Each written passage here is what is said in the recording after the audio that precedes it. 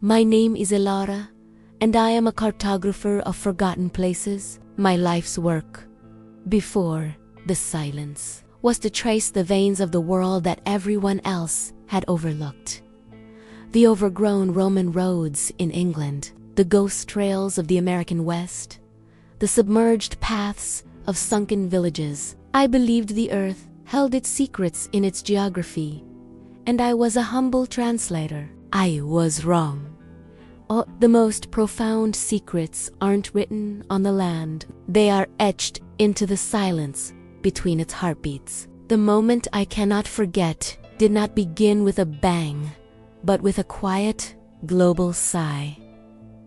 It was a Tuesday. I was in my studio, a converted barn in the Vermont woods, surrounded by maps both ancient and digital. The light was that particular golden green of a late afternoon in early autumn. I was cross-referencing a 17th century surveyor sketch with LiDAR data of a local forest, trying to pinpoint the location of a long-vanished settlement called Haven's End. My coffee was going cold. At 4:17 p.m., the world lost its voice. It wasn't a sound. It was the absence of all sound, so profound and immediate that it felt like a physical blow. The gentle hum of my computer vanished. The refrigerator's familiar drone ceased. Outside, the chorus of crickets and the whisper of wind through the pines were snipped off. Midnight. I looked at my speakers, thinking a fuse had blown. Then I noticed the digital clock on my microwave. It was blank. I rushed to the window. The world outside was still. The leaves on the trees were motionless, as if frozen in amber. No bird flew, no squirrel chattered. It was a photograph. My own heartbeat, thudding in my ears, was the only sound in this new, terrifyingly mute universe.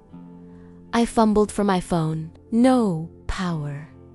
It was a sleek, black slate. This was the beginning of the silence. We learned the name for it later from the few desperate, handwritten notes we would find. For the first hour, I was gripped by a primal, disorienting fear. This wasn't a blackout. This was something else.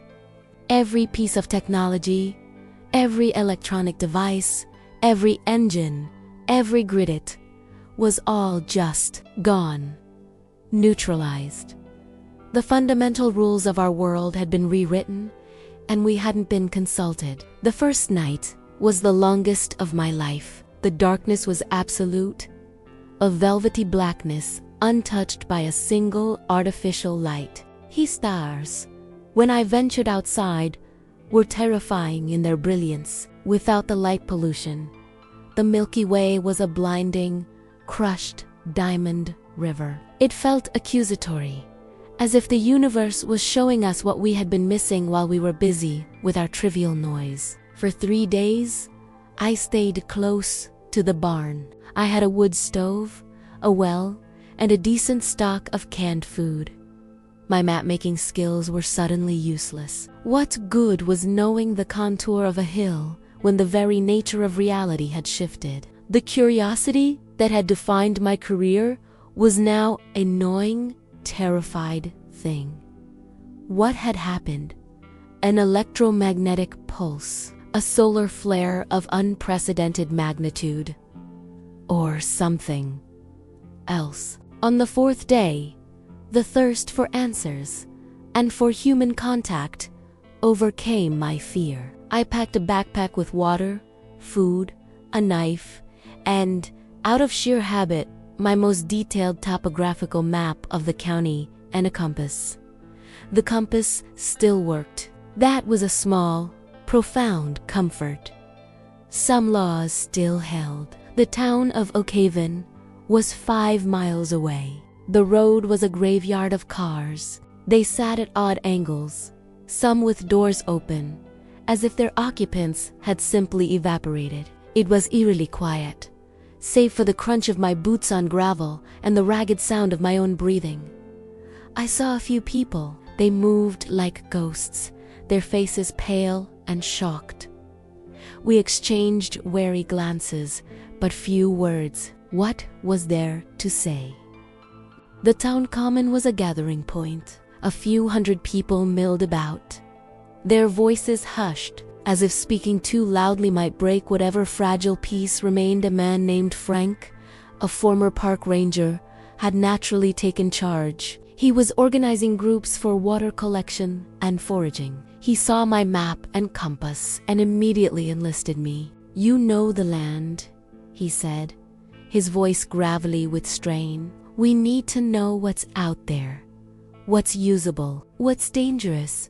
So I became a cartographer again, but now my maps were of survival. I charted streams, noted wild apple trees, marked patches of nettles and mushrooms. It was grounding, this return to the physical, tangible world. But the great, unanswerable question of the silence hung over everything, a constant, low-grade hum of dread. It was on one of these mapping expeditions, a week into the silence, that I found the first clue. I was deep in the state forest, further than I had ever gone for the Haven's End project. My modern tools were useless, but my knowledge of old maps led me. According to the 17th century sketch, there should be a standing stone, a marker for the settlement, near a specific bend in a creek. I found the creek, and I found the stone. It was a rough-hewn slab of granite, covered in moss and lichen. But as I brushed the vegetation away, I saw it wasn't just a marker. It was inscribed with symbols. They weren't letters or any runic system I recognized. They were geometric, intricate, and they seemed to pulse with a faint, almost imperceptible energy under my fingertips. A cold shiver, entirely separate from the autumn air, traced its way down my spine. This was old, very old, and it felt intentional. I made a rubbing of the symbols on a piece of parchment from my pack. The curiosity was back, but now it was laced with a sharp, metallic taste of danger. This felt connected. It had to be. That night, back in Oak Haven, I showed the rubbing to Frank and a few others. An old woman named Agnes, the town librarian who everyone had thought was a bit senile, peered at it through thick glasses. "That's not from around here," she whispered, her finger tracing a spiral. "I've seen something like this before, in a book. A very old book about the people who were here before the colonists. They weren't Algonquian. The stories called them the Stone Sleepers. They were said to have built with rock that could sing and could put the world to sleep if it grew too loud." We all stared at her. In the old world, we would have dismissed it as folklore. In this new, silent world, it felt like a lead. "Where is this book?" I asked, my voice tight. Agnes shook her head. "It was in the library. Special collections, but the library." The library had been a modern building. Without power, its climate control had failed, and its automated security doors were sealed shut. It was a tomb for knowledge. The danger of what I was considering was immense. Breaking into a dark, unstable building with no hope of rescue if something went wrong. But the curiosity, the need to know, was a fire in my blood. This was no longer just about survival. It was about understanding. Frank assembled a small team, himself, a burly mechanic named Leo, with a terrifying array of tools, and me. We went at dawn. The library's main doors were solid glass, but reinforced. Leo, with a series of well-placed strikes from a heavy pry bar, managed to crack and then shatter a small panel. The sound of breaking glass was shockingly loud in the silence. A violent intrusion. We climbed through, into the stale, cool darkness. The air was thick with the smell of moldering paper, Moonlight streamed through the high windows, illuminating swirling dust motes. We navigated by the beam of a hand-crank flashlight, our footsteps echoing in the vast, empty space. The special collections room was in the basement, behind a massive, locked metal door. It took Leo an hour of sweating, swearing, and brutal physical effort to force the door. When it finally groaned open, we were met with a wall of humid, fetid air. The climate control here had failed catastrophically. Books were warped, their pages stuck together. It was a historian's nightmare. Agnes had given us vague directions. A slim, leather-bound folio, she'd said. No title on the spine. The cover has a design, like a labyrinth. We split up, searching the shelves. It was hopeless. Thousands of books were decaying around us. My heart sank. This had been a fool's errand. I was about to suggest we leave when my light glinted off something on a high shelf tucked away in a corner. It was a book, bound in dark, cracked leather, and on its cover, tooled in faint gold leaf that was barely visible, was a labyrinth. My hands trembled as I pulled it down. It was heavier than it looked. I laid it on a reading table, the wood slimy with damp. Frank and Leo gathered around as I carefully opened it. The pages were vellum, incredibly old, and the text was in Latin. But it was the illustrations that stole my breath. There were diagrams of the symbols I had found on the stone. There were maps, crude, but unmistakably of this very region. And there were drawings of devices, complex, crystalline structures that were described as resonance engines. The Latin text, which I could just barely decipher with my rusty college knowledge, spoke of a people who had mastered the energy of the earth itself, a vibrational science that made our electricity look like child's play. They could harmonize with the planet, or they could create a great dissonance that would shatter all lesser technologies. The stone sleepers hadn't been a myth.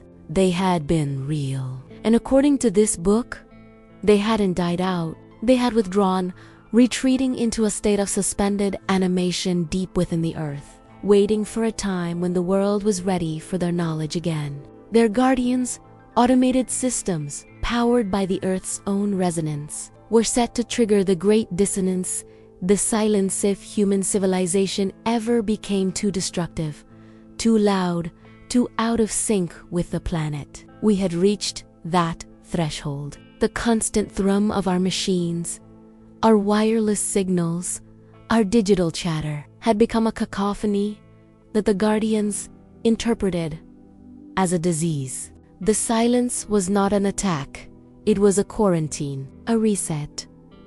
The book's final pages were a warning. The silence was not permanent, it was a test. A chance for humanity to remember how to listen. But if we tried to forcefully restart our old technology, to blast through the silence with brute force, the Guardians would initiate the final protocol.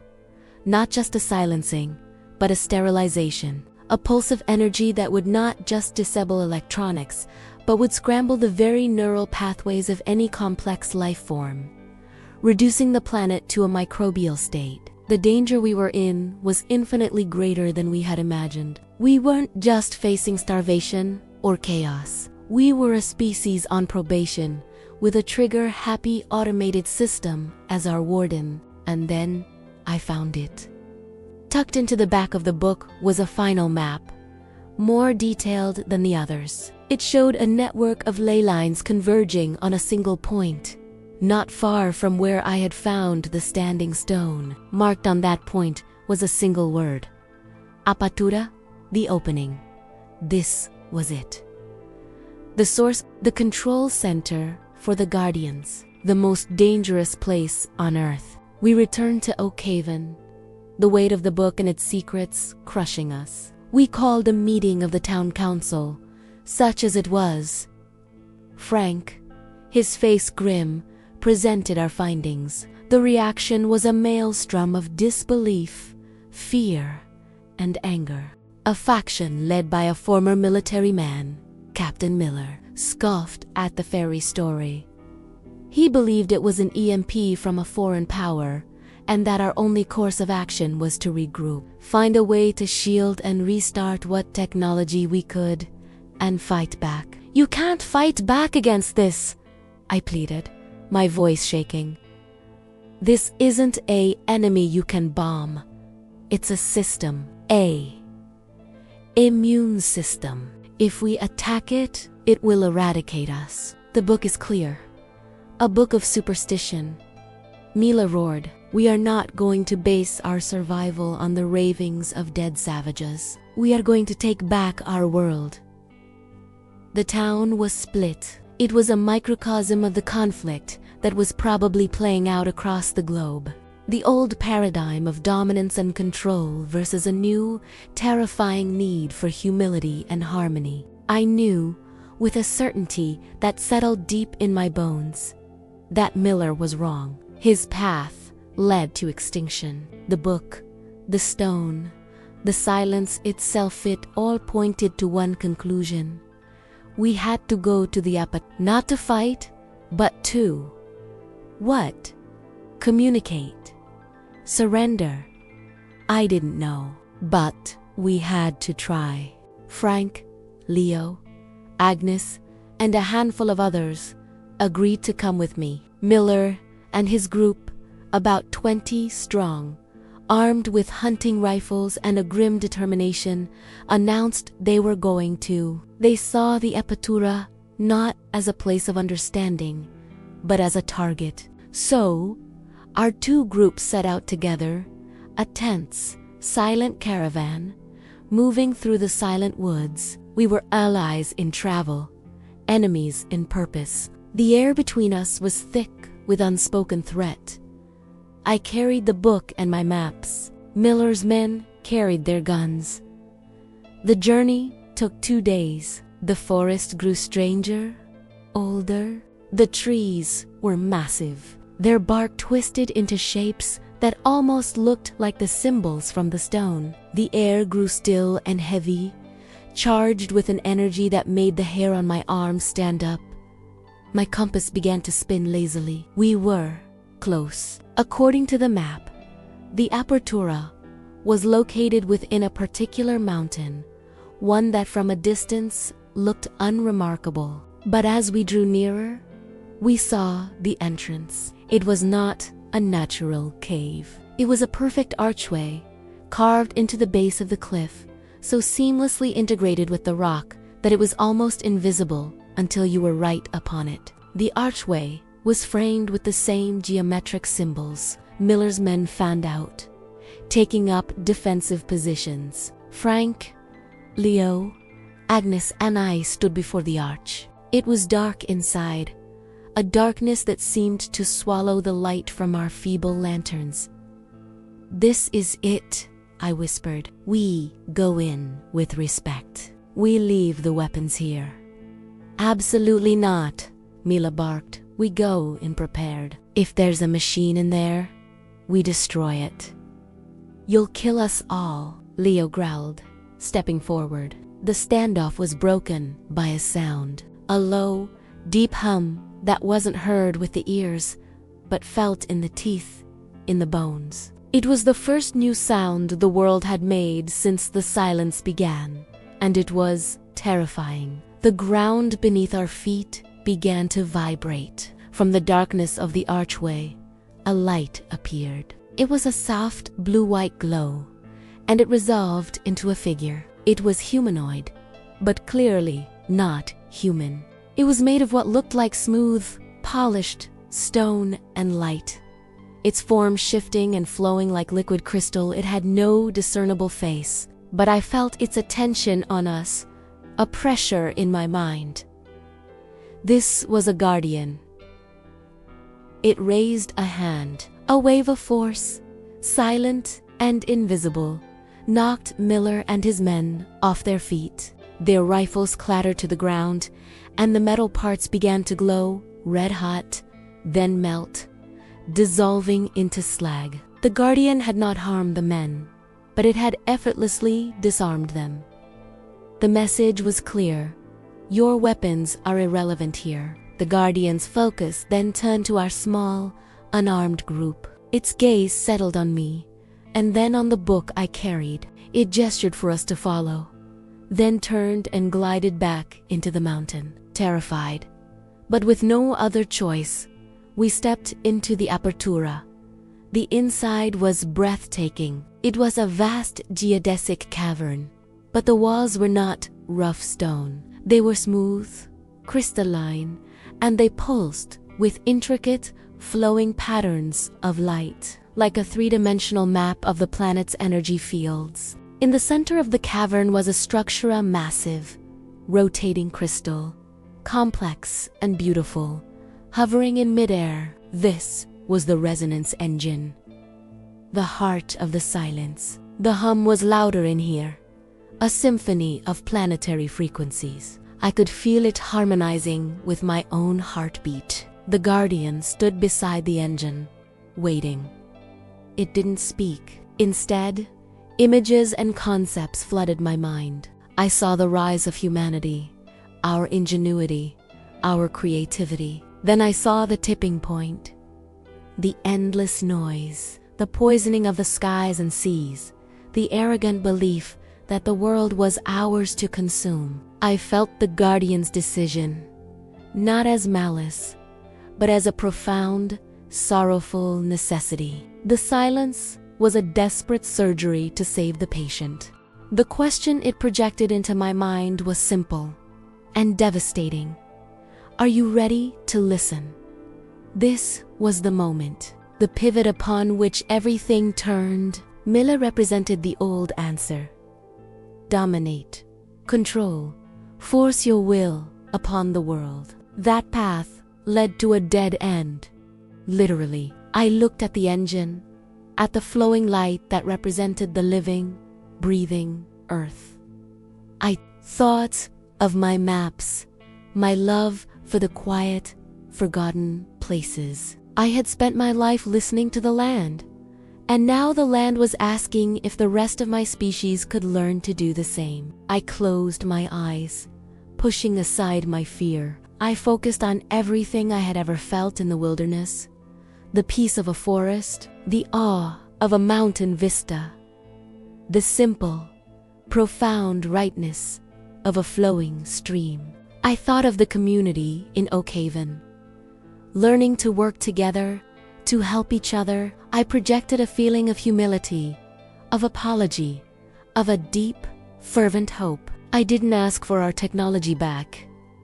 I asked for a chance to learn, to do better, to find a new way to live with the world, not just on it. I held that feeling, pouring every ounce of my will into it, and offered it to the guardian. The silence in the cavern deepened. The humming of the engine changed pitch, becoming softer, more melodic. The patterns on the walls shifted from a warning red to a calm, steady blue. The guardian bowed its head slightly. Then, a single, clear image formed in my mind. A sapling, pushing its way through cracked concrete. The guardian gestured, and a small, crystalline object, no larger than my thumb, detached from the main engine and floated into my hand. It was warm, and it pulsed with a gentle, steady light. Another flood of concepts. This was a key, a seed. It would not restore the old world. That world was gone, and it needed to be, but it would allow for a new beginning. In a designated place, a sanctuary, this seed would allow for the careful, limited use of certain technologies that were in harmony with the planetary resonance. Medicine, low energy, communication, sustainable power. It was a foundation upon which to build a new civilization, one that had passed its first, most critical test, the test of humility. The light in the cavern began to dim. The guardian was withdrawing. Our audience was over. We stumbled out of the mountain, blinking in the daylight. Miller and his men were gone, fled in terror.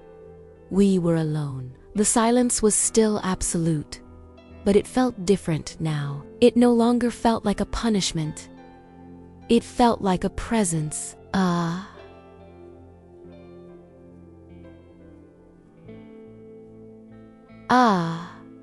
Promise.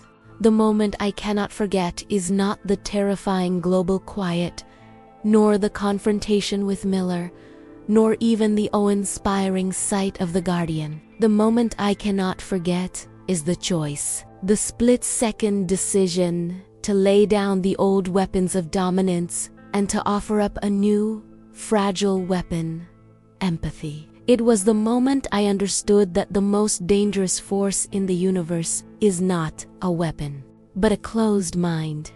And the most powerful is not control, but the courage to listen. We returned to Oakhaven. The journey back was filled with a solemn, hopeful quiet. We showed the people the crystal seed. We told them what we had learned. The story spread, carried by runners and travelers. It became a new kind of map, a map for the human soul. We built the sanctuary where the book directed over a powerful ley line convergence. With the seed placed at its center, we were able to power a small hospital, a library with light, and a radio transmitter that could connect a network of similar communities that were beginning to emerge across the continent. We didn't try to rebuild the internet or the grid. We built something smaller, smarter, and deeply connected to the land. I am old now. The world is green again. The skies are clear. We live simpler, quieter lives. We are a listening species now. My maps are still important, but they no longer just chart the land. They chart our relationship with it. The moment in the cavern taught me that every crisis, every silence in our lives, whether global or deeply personal, is an invitation to stop, to be quiet, and to truly listen, to let go of the noisy, frantic need for control, and to ask a different question. Not, how can I fix this? But, what is this trying to teach me? The danger is always in clinging to the old map when the terrain has fundamentally changed. The curiosity that leads us forward must be tempered with humility. The greatest adventure is not conquering the unknown, but learning to live in harmony with it. My unforgettable moment was the end of the world I knew, and the beginning of the world we were always meant to inhabit. A world where the most important sound is not the roar of an engine, but the beat of a heart, the whisper of the wind, and the profound, life-giving power of a silence, finally understood. If you like this novel, you can support me with subscribe the channel and like the video. Thanks for watching.